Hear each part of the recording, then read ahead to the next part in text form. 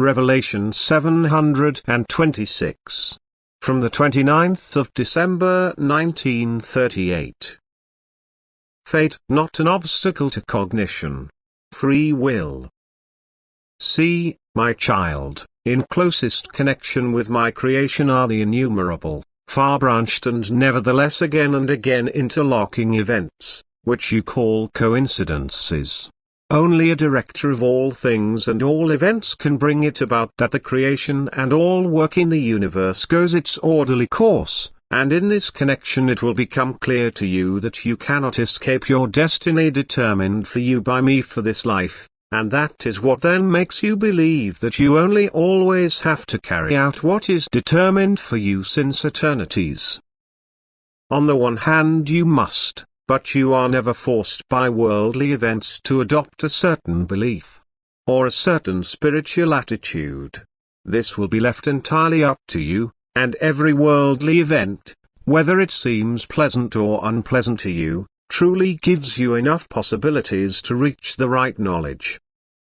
Not one of the earthly children will be able to say that his life imposed on him would have prevented him from true knowledge. For I always arrange all world events, even though people create such events for themselves through their will, in such a way that they give the earthly child the greatest possible opportunity to further his inner life.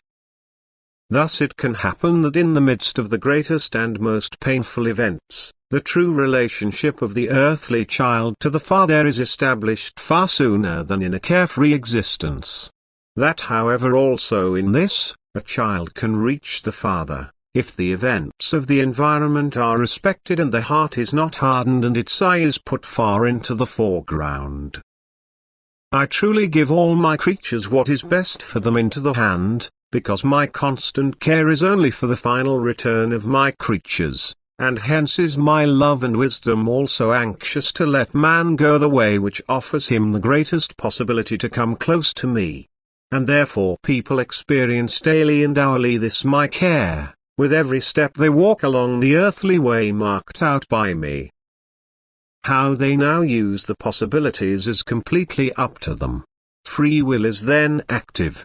If I would let the free will be taken from the people in a purely earthly way, then they would deprive themselves of every possibility of the maturing of the soul, because they could then form their life on earth in such a way as it suits everyone, unhindered by higher power. Their striving would apply more and more only to the world, matter would be increased and everything spiritual would be diminished. And the work of my creation would finally be completely destroyed, where my wisdom is switched off and the free will of man, whose wisdom is insufficient, wants to rule everything. And so you must recognize in it again only my love for you people, that I only, to be able to give you once the highest, direct your earthly life according to my will. That you however may use the spiritual freedom of the will unlimitedly, both upwards and downwards.